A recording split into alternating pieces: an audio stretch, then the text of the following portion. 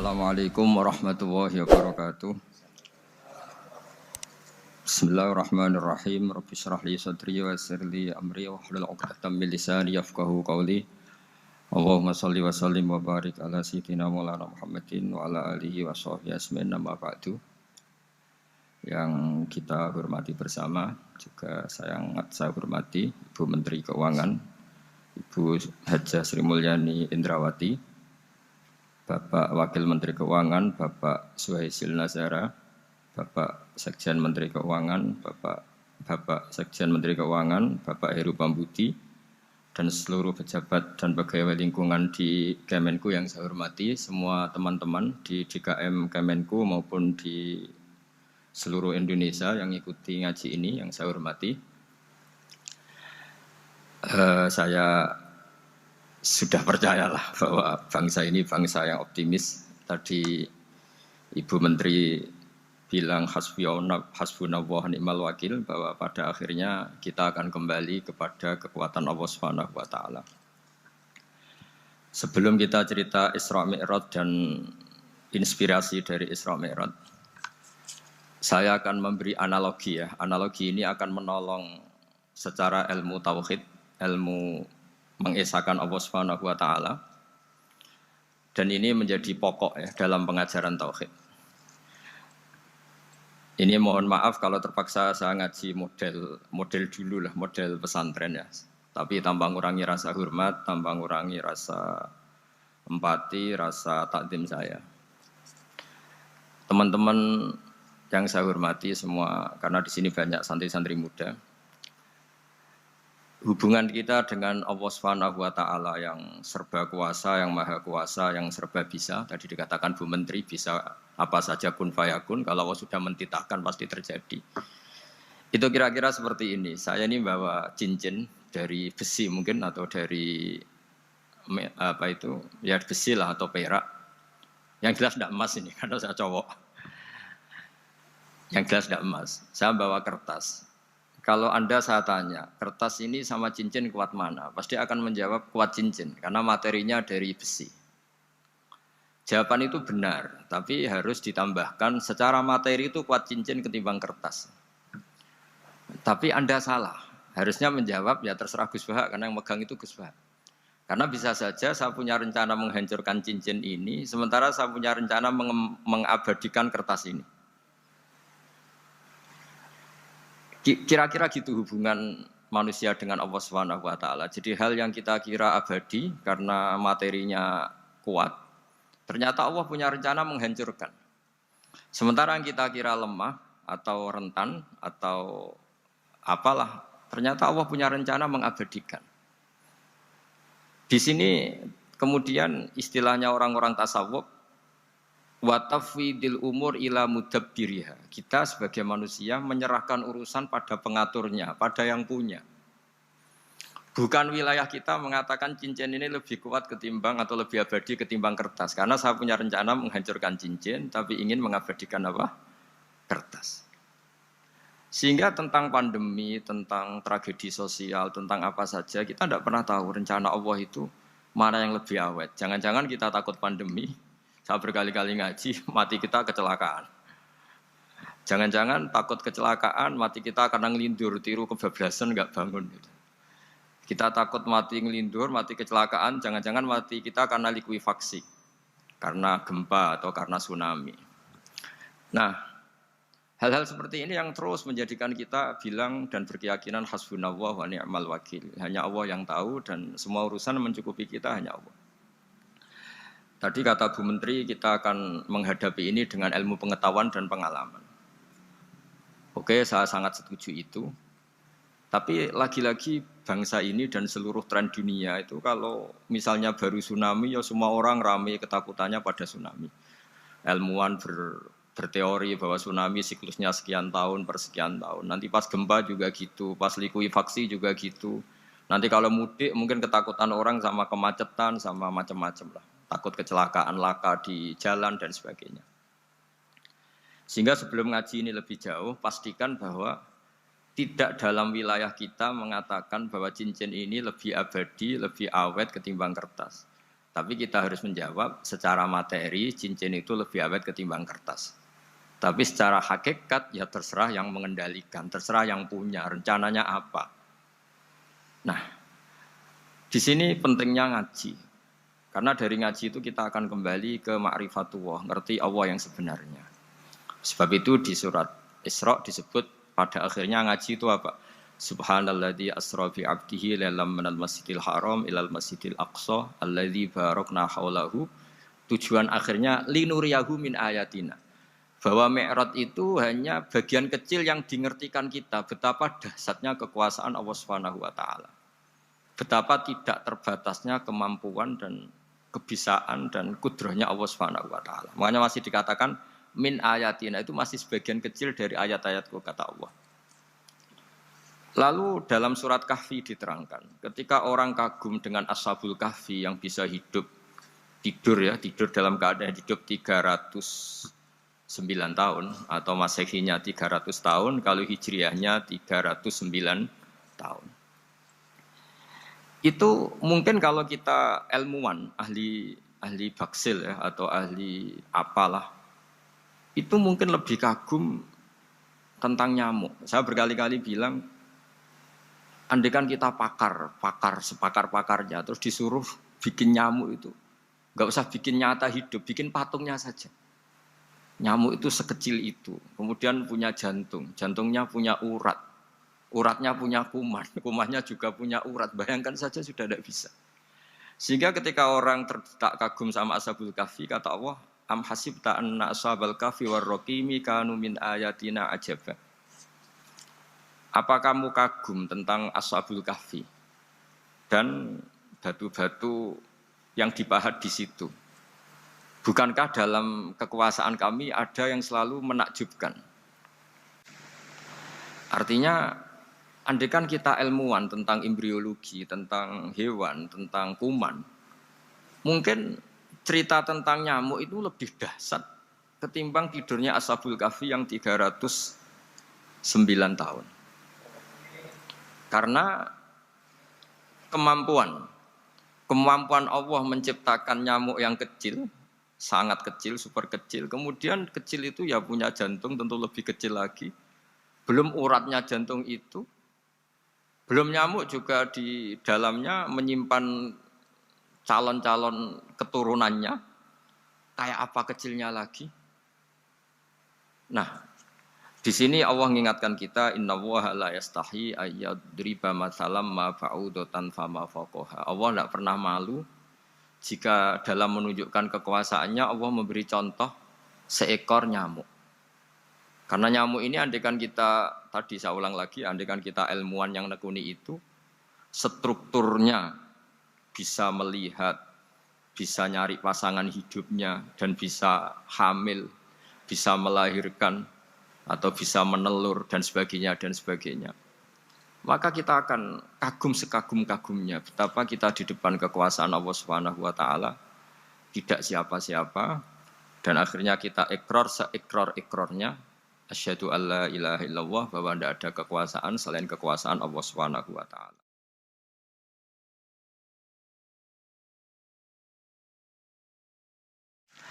Lalu kenapa nyamuk itu tidak menjadi perhatian publik?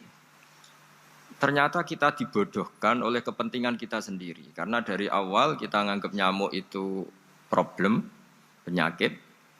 Ya sudah, bawaan kita mungkin cari obat supaya bisa membunuh nyamuk itu, atau melihat nyamuk itu sebagai problem, bukan sebagai ayatun min ayatillahi ta'ala, sebagai tanda-tanda kebesaran Allah Subhanahu wa ta'ala. Sehingga akhirnya manusia itu butuh yang namanya mukjizat dahsyat yang mudah dilihat, mudah dirasakan.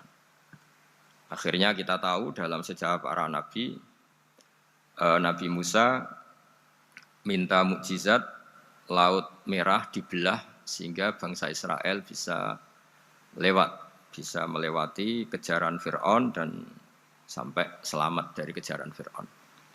Nabi Soleh, umatnya minta keajaiban, yaitu onta keluar dari batu besar. Dan Nabi Soleh menuruti, akhirnya ada onta yang keluar dari batu besar. Begitu juga nabi-nabi sebelum itu atau setelah itu selalu ada mukjizat yang memang manusia tidak mampu. Nah, kata tidak mampu ini yang semua umat para nabi tidak akan seunggul umat Nabi Muhammad SAW. Karena kita sebagai umat Rasulullah SAW untuk merasa tidak mampu itu tidak harus hal-hal seperti membelah laut, tidak harus hal-hal seperti onta keluar dari batu, tidak harus hal-hal yang dahsyat kayak tongkat Nabi Musa menjadi ular besar yang menelan semua sihir-sihirnya Fir'aun. Kita sebagai umatnya Nabi selalu tiap hari bilang innallaha ala kulli syai'in qadir, hanya Allah yang mampu. Allah mampu atas segala hal. Melihat nyamuk kita iman, melihat hal-hal kecil. Karena kita ketika melihat nyamuk, itu mesti kita itu kok hebat nyamuk, tanpa rapat, tanpa ada gaji dari Kemenku bisa populasinya dijaga. Padahal musuhnya banyak. Musuhnya nyamuk itu umat manusia yang katanya makhluk paling cerdas di dunia. Tapi tidak juga bisa menghabisi nyamuk. Mungkin mereka juga rapat terus untuk menjaga ketahanan populasinya itu. Jadi andai kan kita pakai ayat tadi, innallaha la yastahi ayyadriba masalam ma ba'udah. Allah itu tidak pernah malu untuk menunjukkan kekuasaannya. Cukup misalnya kita belajar tentang nyamuk. Sudah sekecil itu punya mata, matanya punya saraf, punya urat. Terus kecil apa? Sudah gitu nyamuk sendiri punya kuman. Kalau nyamuk sendiri kecil, terus kumannya sekecil apa? Terus organ tubuhnya seberapa? Ini sudah kedahsyatan yang luar biasa yang menjadikan kita iman. Innallaha ala kulli syai'in qadir. Allah sendiri yang maha kuasa.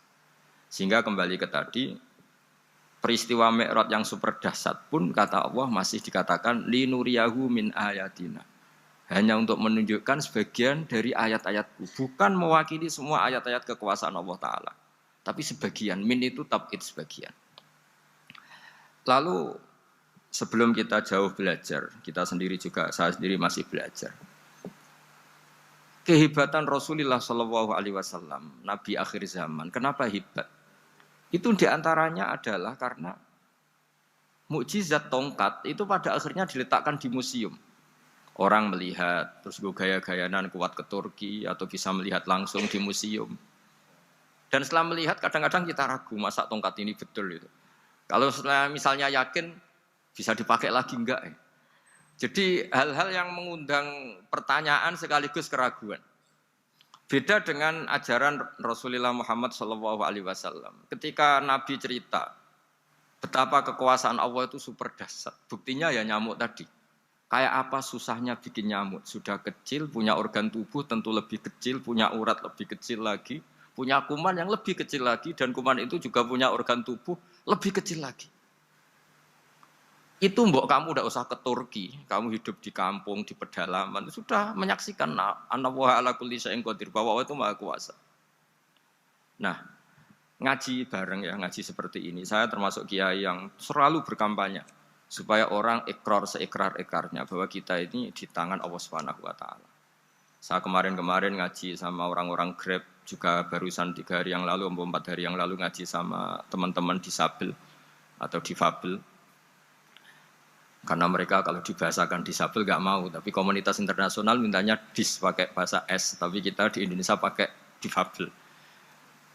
Akhirnya kita tahu, ternyata orang yang kita kira menderita karena fisiknya, ternyata kadang lebih bahagia. Karena Allah bisa mengalihkan pikiran untuk positif. Saya berkali-kali guyon di depan para tamu. Saya pernah punya tamu itu perempuan nggak cantik miskin lagi. Itu nyata ini. Gus doakan supaya suami saya kaya. Terus saya bilang, memangnya kalau sudah kaya ngapain itu? Ya paling tidak rumah saya diganti, mobil saya diganti. Tapi nanti akhirnya ngevaluasi Anda juga ingin diganti. Gitu. Karena setelah rumahnya mewah, pakai mobil mewah, pasti yang dievaluasi bukan rumah dan mobil, tapi Anda. Kok enggak pas ya wajah gini di rumah saya? Gitu. Kok enggak pas wajah gini kok di mobil mewah? Akhirnya ibu-ibu tadi sudah aku nggak jadi. Jadi mungkin barokahnya pandemi itu nanti Ibu Menteri itu jadi kelihatan hebat karena ada pandemi kok Indonesia bertahan itu. Tapi kalau nggak ada pandemi kan ya biasa aja, memang normal. Gitu. Kiai juga gitu, diuji santri yang kadang beling, umat yang nggak jelas. Itu memang ujiannya. Kalau nggak ada ujian ya nggak keren. Kayak ya biasa aja lah kita adepin, ya kita tadi kata Bu Menteri ya kita ikhtiar dan berdoa. Lalu saya ulang lagi. Jadi logika itu bisa pakai analogi. Analoginya tadi, salah Anda kalau mengatakan cincin ini lebih kuat ketimbang kertas. Yang benar adalah secara materi ini lebih kuat ketimbang kertas. Tapi soal nanti kekuatannya sampai kapan terserah yang punya. Bisa saja saya punya rencana besok ini saya luluhkan, saya hancurkan. Yang ini saya simpan. Kayak apa dulu dinosaurus itu kuatnya kayak apa? Habis. Ayam yang selemah itu sampai sekarang masih ada. Karena Allah menghendaki dinosaurus diakhiri, sementara ayam tidak. Kayak apa nyamuk itu yang musuhnya orang seluruh dunia. Ditemukan apa, mulai begon apa, tapi sampai sekarang bertahan.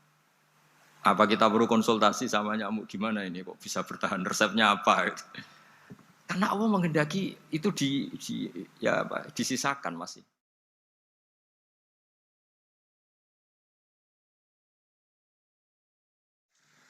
Nah, kemudian kenapa ada peristiwa Isra Mi'raj?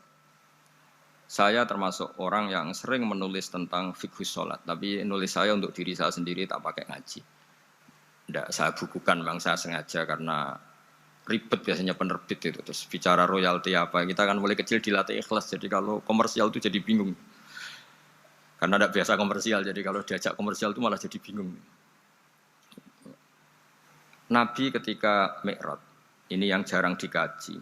Sebetulnya kalimat-kalimat dalam sholat, pertama Rasulullah Muhammad SAW ketemu Allah, itu Nabi maju.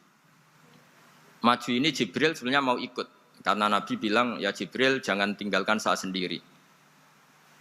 Terus kata malaikat Jibril, sudah makam saya sampai sini, kelas saya sampai sini aja. Enggak, kamu harus nemani saya. Ketika memaksa nemanin, beliau tidak kuat.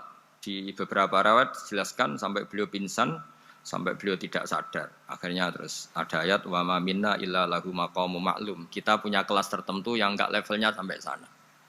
Akhirnya Nabi masuk wilayah itu, area itu. Dan Nabi ngendikan at-tahiyatul mubarakatus sholawatut thayyibatulillah. Kira-kira maknanya semua kehormatan, semua kebaikan, semua yang bersembah suci itu milik Allah Ta'ala. Lalu Allah menjawab, Assalamu alayka ayyuhan nabiyyu wa rahmatullahi wa barakatuh. Bahwa kamu Muhammad mendapat salam dari saya, mendapat semua kehormatan, semua keselamatan. Kemudian Nabi itu karena sebagai hamba yang tidak egois, tidak ingin kalau nikmat dirasakan sendiri, tidak ingin kalau sedang senang beliau sendiri yang merasakan, beliau ngendikan Assalamu alayna wa ala ibadillahi sholihin. Ya Allah tolong bahwa status selamat itu tidak hanya milik saya, tapi milik siapa saja yang soleh. Soleh itu ya sesuai kelas masing-masing. Setelah itu para malaikat melihat kebaikan Nabi yang seperti ini, melihat mentalnya atau keinginannya yang luar biasa untuk baik kepada semua orang, wa ala ibadillahi sholihin. Terus malaikat saat itu rame-rame bersaksi asyhadu alla ilaha illallah wa asyhadu anna muhammadar rasulullah. Catatannya apa di sini? Bahwa ternyata kesaksian tentang syahadat itu dimulai rasa tidak egois. Merasa bahwa rahmat ini harus dirasakan semua orang. Wa ma arsalnaka illa rahmatan lil alamin. Jadi rahmat ini harus dirasakan banyak orang. Kita tahu misalnya Islam melarang narkoba misalnya. Memang narkoba itu mengganggu. Hampir semua kecelakaan rata-rata faktor supir itu narkoba. Begitu juga pembunuhan yang sadis, rata-rata efek dari pengaruh narkoba. Sehingga Islam keras sekali tentang narkoba. Dan alhamdulillah di Indonesia ditangani BNN yang sangat serius melawan narkoba. Nah, keputusan Islam melarang narkoba itu keputusan yang luar biasa, yang menjadi berkah bagi semua. Begitu juga keputusan Islam tentang melarang zina, melarang perbudakan, melarang penipuan. Dan Islam mendukung misalnya gerakan nikah, gerakan adil, gerakan keseimbangan dan kemanusiaan. Sehingga agama ini akan dinikmati siapa saja karena ajarannya. Lalu agama ini bisa nikmat, itu solusinya gampang menurut Rasulullah, yaitu sholat. Nabi itu kalau pusing menghadapi banyak hal, Yaitu mesti keluar masuk. Terus tanya sama istrinya, kapan waktunya sholat? Kapan Bilal datang? Dulu kalau mau waktu sholat, Bilal datang, ngetok pintu Nabi, ya Rasulullah sekarang waktunya sholat. Itu Nabi membahasakan sholat itu unik. Ini tentang Mi'raj ya, karena hasilnya ya sholat tadi. Arikhna ya Bilal. Arikhna itu tolonglah bikin nyaman saya dengan sholat. Sebelum kita belajar sholat secara serius, gampang. Kalau kita misalnya menteri, atau kita ajudan, atau kita apa. Kayak apa asiknya kita kalau ngomong-ngomong sama presiden, bercengkrama dengan presiden, atau dengan menteri, atau dengan kiai, dengan atasan. Sholat itu media di mana kita asik dengan Allah Ta'ala. Kalau kita bisa asik dengan atasan yang manusia, apalagi ini asik dengan Allah Subhanahu wa Ta'ala. Sehingga kita harus malu kalau sholat tidak asik. Kita ketemu orang yang kita hormati saja asik, masa ini ketemu Allah Ta'ala tidak asik. Sehingga dulu, bawaannya orang dulu itu kalau sholat, untuk tidak cepat itu harus diperintah. Dulu para nabi, para sahabat kalau sholat itu lama-lama. Sehingga sampai nabi yang turun tangan, wahai para sahabatku, kalau kamu jadi imam jangan lama-lama. Karena dulu semua orang itu penikmat sholat. Sehingga untuk tidak lama itu nunggu diperintah. Kalau kamu jadi imam jangan lama-lama, kasihan makmumnya itu. Nah sekarang alhamdulillah tanpa dilarang sudah cepat semua. Ini sudah ada kemajuan, ini sudah maju sekali ini. Enggak usah dilarang sudah cepat. Dulu itu saking asiknya orang sholat. Untuk supaya agak cepat itu harus ada perintah dari Nabi. Kalau kamu jadi imam jangan lama-lama. Nah kita kalau sedang pas baik lah, pas waras lah kira-kira gitu. Kalau bahasa orang Pantura, saya ini orang Pantura. Jadi kalau ngomong lebih keras, lebih vulgar. Normalnya orang sholat itu tidak bisa ngakhiri. Normalnya, saya ulang lagi, normalnya orang sholat itu tidak bisa ngakhiri. Karena ketemu zat yang kita cintai. Kita kalau ketemu orang yang kita hormati, yang kita cintai, itu nggak bisa ngakhiri. Misalnya mungkin anak muda, contohnya ketemu pacar, tidak bisa ngakhiri. Kita kangen sama teman, jagong, tidak bisa ngakhiri, karena asik. Nah ini ketemu Allah yang dipuja-puja, dipuji-puji, kemudian cepat ingin ngakhiri. Jadi ini kita agak aneh. Makanya normalnya orang sholat itu tidak bisa ngakhiri. Dan itu normal. Sehingga dulu ketika Sayyidina Umar itu ditikam sama satu benda yang kayak pancing itu. Panah itu kan kayak pancing ya. Jadi kalau masuk cepat tapi nariknya susah. Karena ada grendelnya. Itu tiap ditarik sakit. Dan beliau bilang, nanti setelah saya sholat tarik. Beliau sholat, nyaman, ditarik itu enggak gerak sama sekali. Karena dia sudah istighraq billah, sudah nyaman dengan Allah sehingga ditarik itu enggak kerasa. Dulu di daerah sini, masih keluarga kita lah, masih keluarga kita semua. Ada seorang wali jadi imam masjid. Itu di PHK sama takmirnya. Karena ketika sujud dia asik terus lama sekali. Sampai 30 menit. Sampai santrinya bilang, mbah, sampun. Setelah itu rapat dihentikan. Ditanya, kenapa mbah sujud begitu? Saya tidak bisa mengakhiri orang nikmati sujud kemudian ingin berhenti. Nah, Sayyid Ali Zainal Abidin yang populer, cucunya Rasulullah SAW, anaknya Sayyid Husain, putranya Sayyid Husain. Itu bapak saya kalau cerita, beliau itu sebetulnya sholat itu hanya ingin 2 rakaat. Setelah sholat 2 rakaat, ya Allah sebagai hadiah nikmat saya sholat 2 rakaat karena asik dengan engkau, saya akan syukur lagi sholat 2 rakaat. Akhirnya ketika nikmati sholat, dia sholat lagi 2 rakaat sampai akhirnya 1000 rakaat. Itu tanpa rasa capek, karena merasa keasikan. Masa momen seasik ini kemudian saya tinggalkan ya Allah. Akhirnya sholat lagi. Sehingga ada seorang wali ditanya, kamu ingin masuk surga? Tanya, di surga ada sholat enggak? Enggak ada kan? Wah kalau enggak ada sholat saya enggak masuk surga. Terus dibilang, ya sholat aja. Terus dia mau masuk surga. Kalau kita akan kebalikan, kita ini masuk surga itu sebetulnya kita ngawur sekali. Ngawurnya adalah, hore masuk surga, ada sholat lagi, gak ada puasa lagi. Jadi ini kan, kita ini jadi makhluk yang aneh. Jadi kita ini masuk surga senang karena sudah ada kewajiban apa? Sholat. Jadi ini agak aneh. Sesuatu yang menjadikan kita masuk surga, tapi sesuatu yang kita benci setelah masuk surga. Asiklah di surga karena ada sholat. Nah, apapun kondisi kita harus latihan. Harus latihan kita entah seberapa kadarnya ingin niru Rasulullah SAW ketika ngendikan wa qurratu aini fi sholat. Nyamanku, hatiku tentram kalau saya pas sholat. Sehingga tadi sudah saya katakan tadi. Dulu itu untuk menghentikan sholat itu susah. Sampai Rasulullah sendiri yang merintahkan, hei para imam kalau sholat jangan lama-lama. Kalau sekarang Andai kan Nabi hidup di zaman sekarang, pasti tidak ada pengumuman itu. Karena semuanya sudah cepat, ya. Malah super kilat itu. Ada yang terawih 20 rakaat hanya berapa? 8 menit dulu. Itu kan 7 menit itu.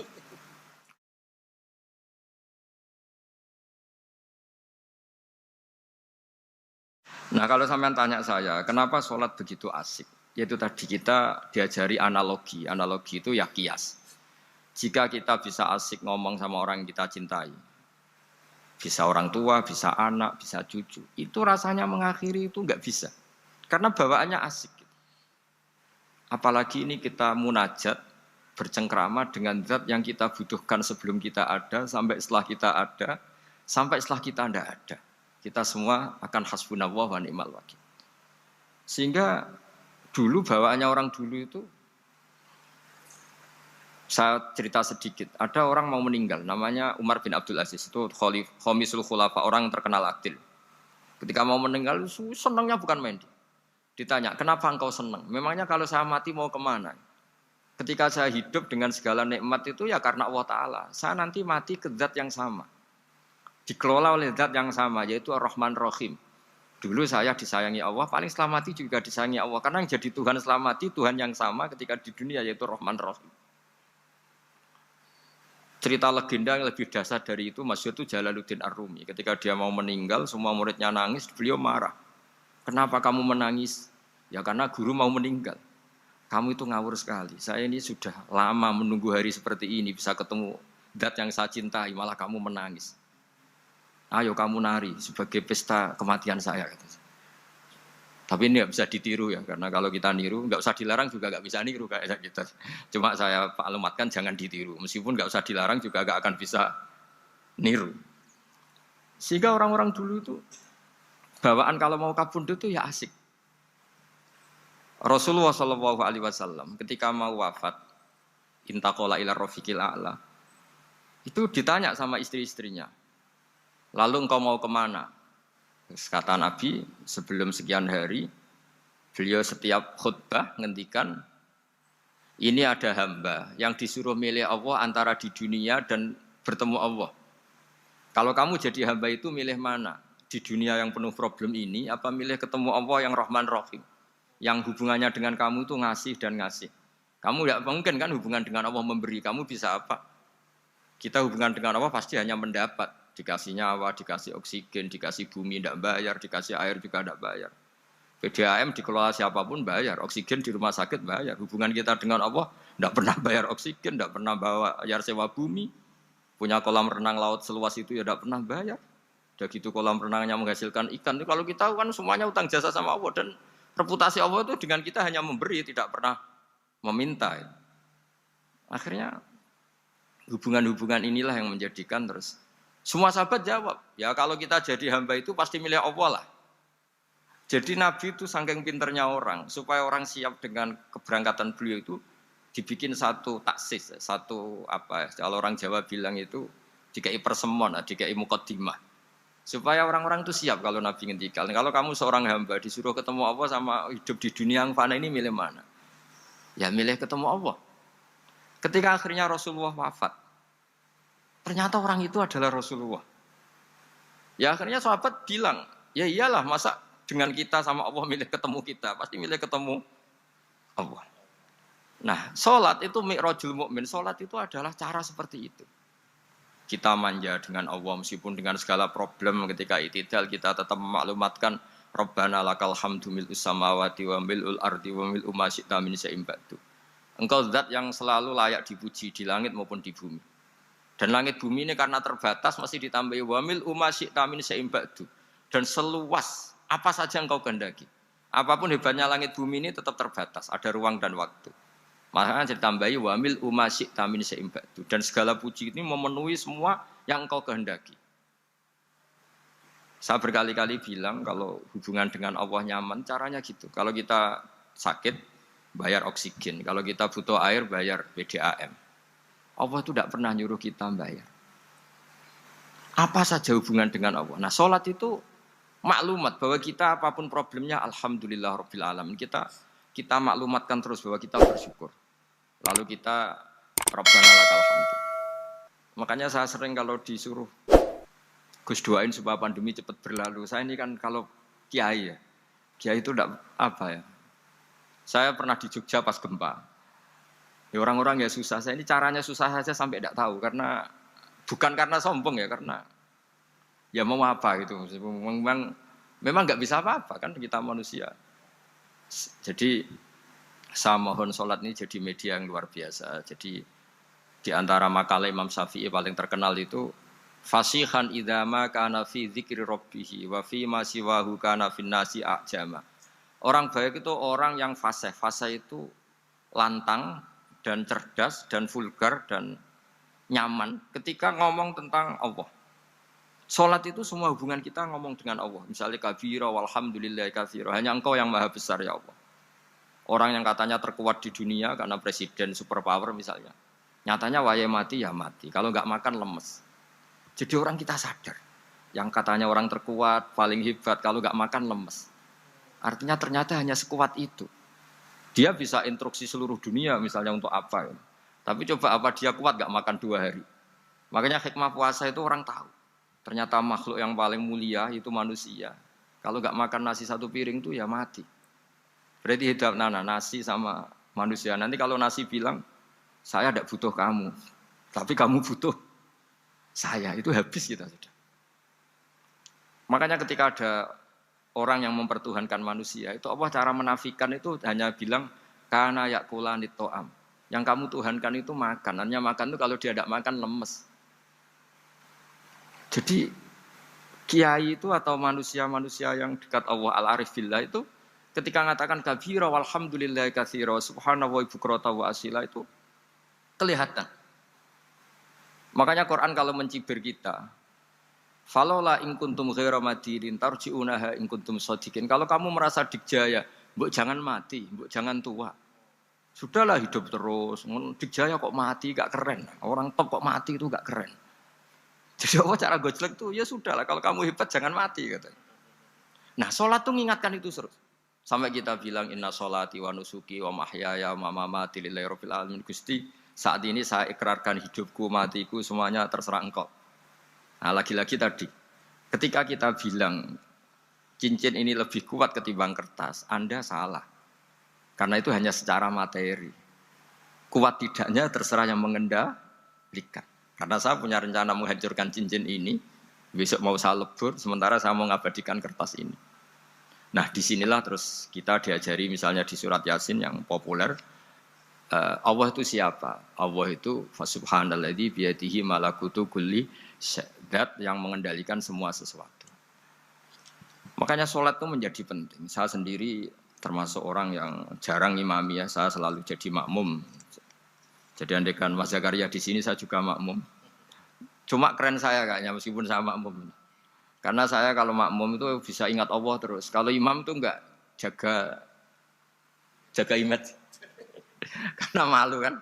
Misalnya di masjid kementerian terus sholatnya kok cepet nanti dikira enggak ustadz betulan itu. Kalau mau lama ternyata banyak urusan jadi banyak berpikir gitu. Tapi alhamdulillah ini barokahnya ngaji terus apa ya? Ya hasilnya mi'raj itu ya sholat itu. Sholat ini spesial karena tadi saya bayangkan itu di surga gak ada sholat itu ya terus saya wopo itu gak asik kan. Itu kalau Imam Ghazali itu membarter kita itu begini. Kalau kamu bangga di kasrotin nisa pasangan kamu banyak, itu ayam lebih kuat ketimbang Anda karena 1 hari 1 jam bisa berapa kali. Kalau Anda bangga bisa makan itu kerbau itu makannya lebih banyak. Nah, kalau Anda bangga atas pengaruh itu tawon itu, ratu tawon itu pengaruhnya lebih besar ketimbang Anda. Dia diam di rumah tapi anak buahnya loyalnya kayak gitu. Artinya kalau manusia bangga itu apa? Ya dengan sholat tadi. Ini karena satu ibadah yang enggak tertandingi oleh makhluk yang lain. Apalagi dalam sholat itu ada semua gerakan yang mewakili semua ibadahnya malaikat. Malaikat itu ada yang ibadahnya berdiri terus. Ada yang rukuk terus, ada yang sujud terus. Dan sholat itu mewakili semua itu. Juga mewakili sosial, karena setelah sholat kita bilang Assalamualaikum warahmatullahi wabarakatuh. Bahwa keselamatan ada di kanan dan kiri.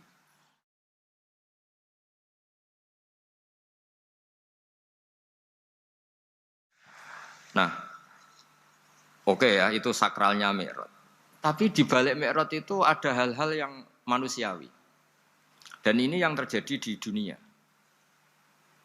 Ketika Rasulullah melangkai makamnya Nabi Musa, makom itu status, ranking lah kalau dalam bahasa Indonesia itu. Kalau bahasa Indonesia itu ribet, makam itu kuburan. Makanya orang Indonesia sering tanya saya, Gus, makamnya Nabi Ibrahim kok batu? Makam yang dekat Ka'bah itu bukan makom dengan makna kuburan, itu tempat yang dipakai Nabi Ibrahim membangun apa? Ka'bah. Coro Jawa pancatan itu. Nabi Musa itu gak terima, komplain sama Allah. Ya Allah, ini lebih junior ketimbang saya. Kenapa makomnya melangkai saya? Ini tidak fair. Jadi di mana-mana manusia itu kalau disalib junior itu ya tidak terima. Ya ada manusianya. Terus ditanya sama malaikat Jibril, kenapa kamu gak terima? Ini orang Israel, kadung ngira saya ini nabi paling top. Ini kalau sampai konangan saya kalah sama Muhammad tuh malu saya kata. Jadi artinya ya ada sisi manusia.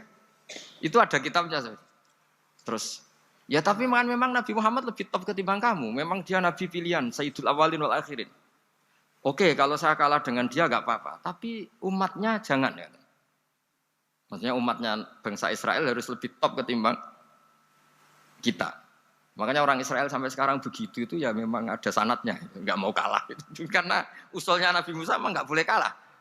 Terus kata Allah, ya tidak bisa. Memang yang paling top tetap umatnya Muhammad, bukan umat kamu. Tetap kamu kalah. Sehingga setelah kalah dan menang itu kita terus tidak tahu. Misalnya begini ya, penemu komputer atau penemu mobil sama yang beli mobil itu hebat mana? Kalau bicara keilmuan ya hebat penemunya. Tapi kalau bicara kapitalistik, udah bikinkan mobil yang mewah gini-gini. Nanti tanggal ini jadi ya. Hebat mana yang nyuruh sama yang disuruh? Kalau logikanya pakai gitu. Hebat mana yang nyuruh sama yang disuruh? Artinya, kamu milih jadi mana? Penemu mobil, hebat kan? Tapi terus sama orang kaya diminta, bikinkan ini, speknya seperti ini, selesai gini. Hebat mana? Nyuruh sama disuruh? Menyuruh. Tapi yang nyuruh tidak bisa bikin mobil, yang disuruh bisa. Pinter mana? Pinter yang disuruh. Tapi pertanyaannya, wong bisa nyuruh ngapain bikin sendiri? Pinter mana? Ini mohon maaf karena di sini banyak orang nggak jelas-jelas juga. Artinya terus subjektivitas manusia ini tetap ada gitu. Kalau bisa beli ngapain bikin gitu. Tapi kalau bisa bikin ngapain beli. Nah mungkin perdebatan di kementerian atau di yayasan atau di kampung-kampung atau di apa mesti begitu. Dan itu di Mi'raj juga digambarkan. Digambarkan bahwa antar nabi ini ya ada kompetisi. Wa fi dzalika falyatanafasil mutanafisun. Tapi bedanya nabi dengan kita itu satu. Nabi itu kalau keliru dengan tanda petik, Nabi itu kalau keliru itu jadi berkah. Itu bedanya kita. Kalau kita keliru kan keliru betul. Kalau Nabi itu tidak kelirunya itu jadi berkah. Ini saya punya dua contoh kalau boleh dibahasakan ya kekeliruan Nabi atau dengan tanda kutip kekeliruan Nabi. Tapi saya ulang lagi dengan tanda kutip. Nabi Musa itu ketika Nabi Muhammad ditanya, kenapa kamu dipanggil jauh-jauh? Disuruh sholat 50 rakaat. Nabi Ibrahim enggak komplain karena beliau nabi yang baik. Semua nabi enggak komplain kecuali Nabi Musa. Kata Nabi Musa, "Jangan Muhammad, kebanyakan itu. Bilang ke Allah supaya didiskon." Nabi kembali sama Allah, "Ya sudah tak kurangi 5." Turun lagi, masih berapa? 45. Masih kurang. Itu sampai 9 kali, akhirnya terkurangi berapa? 45 rakaat. Itu Nabi Musa masih bilang, "Udah minta lagi keringanan." Itu kalau diruti nggak jadi sholat kan? Kalau satu lagi kan masih terus hilang itu kewajiban sholat. Nah, Nabi Musa sebetulnya itu bukan karena kasihan kita, bukan dia nggak empati dengan kita. Beliau nggak empati sama kita, tapi gara-gara Muhammad, umatku yang lebih kuat, lebih ganteng aja nggak mampu melakukan sholat 50 rakaat, apalagi umatmu. Dia memang orang Israel kan ganteng-ganteng, kuat-kuat, jadi dia pede.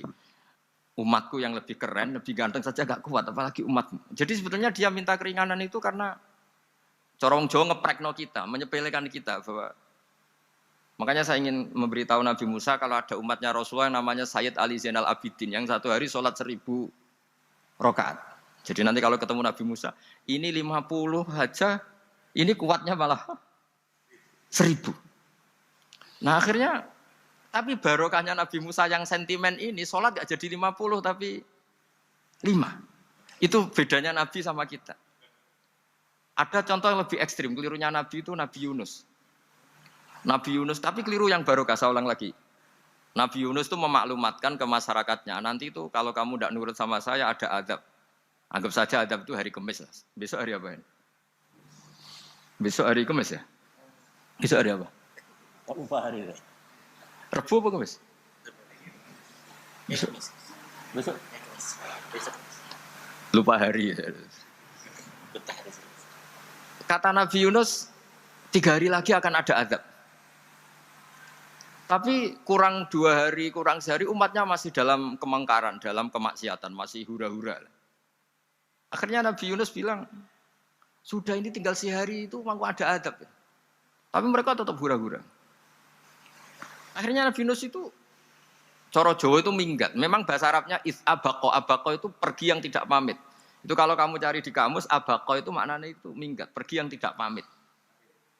Sama Allah dibahasakan abako. So, wong ra bener kabeh, udahlah tak tinggalkan.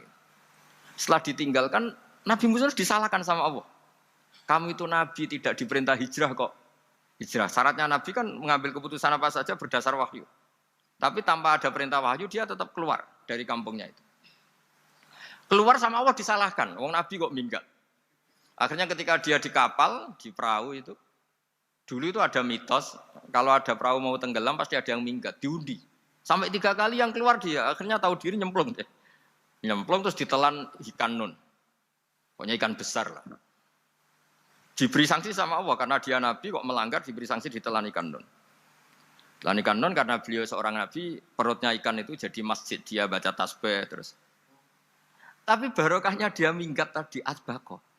Akhirnya 1 hari itu mau ada azab besar itu orang-orang nginceng rumahnya dia. Diinceng. Kalau betul ada azab pasti orang ini lari. Masa ada azab dia di sini? Diinceng ternyata gak ada. Wah berarti bener ini ada azab. Buktinya dia gak ada katanya. Jadi unik. Akhirnya dicincang nggak ada terus dia, wah berarti ada adab betul. Hari itu masyarakatnya tobat semua karena, ini ada adab betul. Buktinya Nabi Yunus sudah lari, berarti dia tidak ingin kena. Padahal dia lari itu karena mangkel punya umat yang nggak nurut tadi. Wah sudah, setelah sekian hari dia cari-cari kabar. Umatku itu kena adab nggak? Ternyata berita yang masuk dulu tidak ada medsos, tidak ada WA. Dulu itu nggak ada itu. Dengar kabar kalau umatnya tuh nggak kena adab karena 1 hari sebelum ada adab tobat semua. Terus dia nggak berani pulang karena ada hukum sosial di sana. Kalau ada orang bohong hukumnya dibunuh.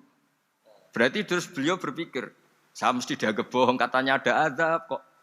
Masyarakat saya baik-baik saja. Akhirnya setiap ketemu kaumnya dia lari karena takut dibunuh. Ternyata kaumnya sudah iman semua mau ngejar dia dijadikan imam. Akhirnya, oh iya. Jadi itu bedanya Nabi sama ndak. Jadi Nabi itu kalau kelirunya itu barokah. Makanya kita tidak usah ikut keliru. Karena keliru kita ini pasti tidak barokah. Itu musibah itu. Jadi, dulu ceritanya Anteng juga gitu. Yang namanya istri 2 itu kan cemburu.